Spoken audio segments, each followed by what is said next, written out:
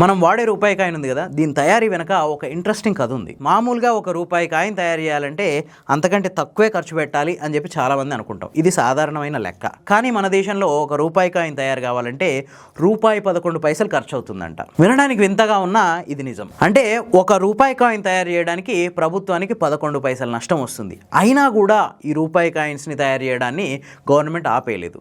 దీనికి రీజన్ ఏందో తెలుసా?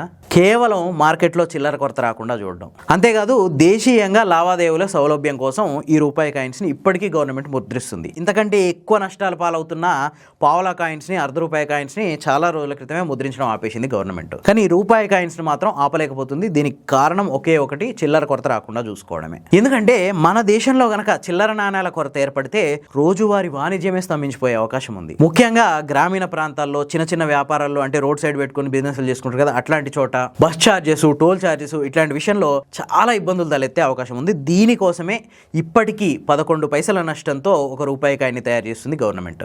అంతేకాదు ఇంకొక రీజన్ కూడా ఉంది. అదేంటంటే ఒక రూపాయి కాయిన్ని గనక ఈ రోజు తయారు చేస్తే దాన్ని అందరూ పర్ఫెక్ట్ గా యూజ్ చేస్తే 100 ఏళ్ల వరకు కూడా దాని మన్నిక పాడవకుండా ఉంటుంది. అదే నోట్ల తయారీకి వస్తే ఒక నోటు జీవితకాలం ఎంతో తెలుసా? కేవలం 2 ఏళ్ళు. 2 ఏళ్ల తర్వాత ఆ నోటు పనికి రాకుండా పోతుంది. అదే కాయిన్ అయితే 100 ఏళ్ల వరకు నిలబడి ఉంటుంది.